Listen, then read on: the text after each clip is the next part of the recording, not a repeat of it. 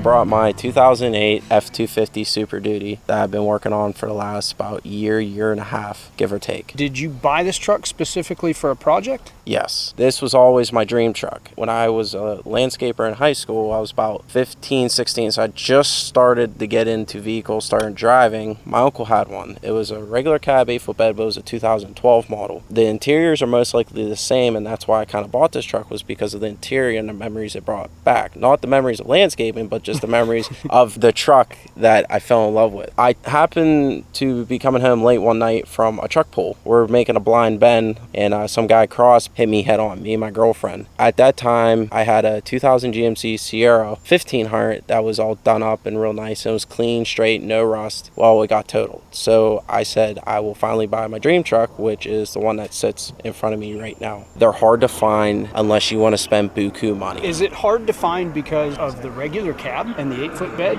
Yes and no. I got lucky. I found one locally, but it was in a pretty bad shape, which this is the one. The bed was rotted. It was never taken care of. It had a manifold leak. The interior was trash, just a bunch of stuff. But I knew if I could get it for the right price, I could turn around and make something my own. But I knew it was just going to take time. I knew the motor was going to be good, so I wasn't real worried about that. It was just more or less just making everything else just as equally as good. What was the worst part on it? The bed, there was holes in it. I could see daylight. I knew going into it, it was going to be a project, but I was willing to do it because it's what I've always wanted. I remember taking it to an ice cream place for one ride just to see how it rode, make sure everything was mechanically sound after I bought it, and I parked it. I was embarrassed to drive the truck, to be completely honest with you. I bought wheels and tires, and I searched high and low for a bed, a tailgate, and a rear bumper. And the hardest part was finding someone that would want to sell a bed with a tailgate in a complete package. This bed, it was from a guy who sold utility bodies. It was a takeoff bed in 15, and this bed only had probably 100 miles on when it was taken off. I purchased the bed and tailgate for $3,500, which was steep. I had a lot of people say,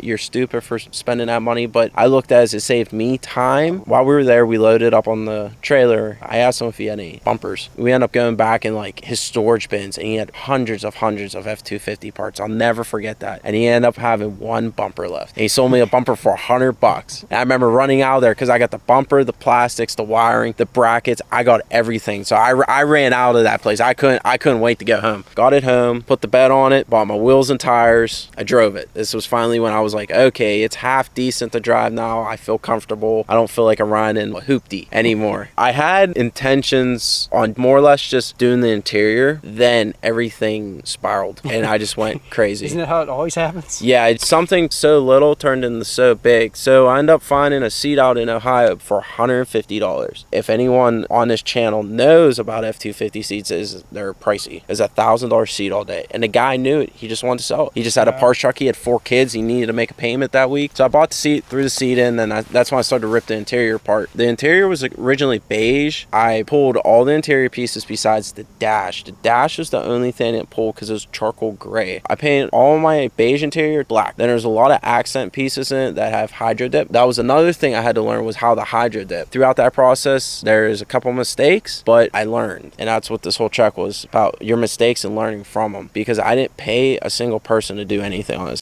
The hydro dip is on the mirror covers, the rear post, your oh shit handles. My door handles have it. Redid the headliner. I seen Rolls-Royce had this star headliner in it. I just remember falling in love with it. This headliner took over like 12 hours to do. I have 200 fiber optic lights that I had to poke through individually. And I did that on Christmas Day when I had all the free time in the world. And I remember that taking about 3-4 hours. It took 3 of us to put this in. I had to lay through the backsliding window, cut out part of my inner structure of this truck because there's a box that controls everything. So I had to hide the box up in the inner structure right under the roof, put all the strands to it, tape it up real nice. I had 2 guys hold it up while I sat there and tried to line these screws, and nothing would align because your headliners dropped the littlest bit. It was a challenge, but it got done. I did a full audio system, kickers in the front, I did Kenwoods in the back, did a sub in it, 10-inch sub, head unit, and I put a CB radio in it. Tell me about the wheels and tires. Did you have in mind exactly, like, do you have a plan for this? No. So you just I didn't kinda have made it? one damn clue what the hell I was going to do besides Nitto 420s. They're just a street truck tire, and that's about it. You can still haul on them. You can still pull. I love the stretch look. These wheels weren't even the wheels I wanted. Custom Offsets sold the set of wheels I wanted from underneath me. Had a guy directly call my phone number and say, hey, we're sorry, but we sold the last set of wheels, and what can we do to get you to buy another set? I said, give me something more expensive for less. These wheels were, I think, $500 more. I mean, yeah, these weren't the ones I originally wanted, but I do love them. They grew on me. Suspension, it has a 2-inch drop on it, drop shackle. And the whole front end's all new. All new tie rod ends, your sway bar link. Everything's new, spring, shock towers. I still got to do the rear, the leaf springs, the blocks. I have airbag helpers going on for when I tow. My buddy has a 79 F250 for when I tow his truck to shows. I did that just for peace of mind. It is the best truck to drive. Back roads, highway. In town, it's okay. Tight ends aren't your friend in this. Truck. Highway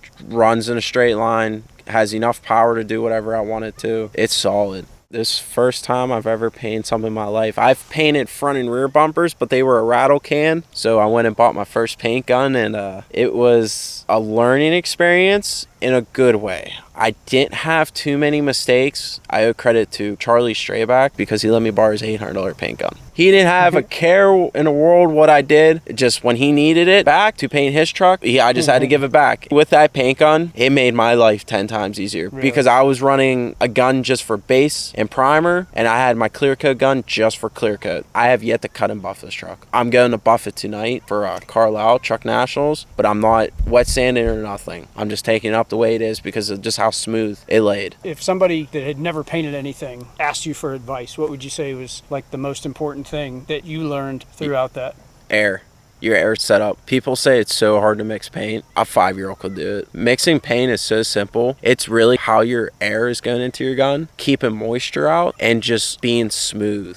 That's the hardest part. Everything else is cake. Made a homemade booth and went to town, put a fan in it, bought a really expensive 3M paint mask just to help fumes wise, and I went to town. The tail lights, there's a company like on Instagram I found. I wanted to say they wanted $500 for it, and I said I can do it myself. And that's exactly what I did. Tore them apart, took the plastic off, pulled all the electronics out. There's 17 bulbs there. Well, they're all on a board and everything's screwed together. 4 or 5 different pieces and they all had to be painted and put back together and glued, and sealing them was kind of a trip. I used glass urethane and it didn't work. I found out real quick that they weren't 100% sealed. I had to reseal them and put silicone on and just went with it. I'll paint another pair down the road. For now, I can say I learned from them. That's about it. The girl was another eBay special. I'm not all about how expensive something is. This girl was, I think, $150. I just tore it apart and painted it. The center section comes out of it the black. Then I just painted the outer shell. Plastic's a little different. You have to add like adhesion promoter, a flex additive kind of deal. The hood is actually, it's a Duraflex hood. The hood only weighs about 40 to 50 pounds. Wow. I put 2 new front fenders on it. Those headlights are original. Then I painted the bumper. All the brackets are painted. That's one thing that really bothered me with guys is they'll shoot all the brackets a black color, and I didn't want to hang them. I just want to hang them out. Just say, hey, I painted everything.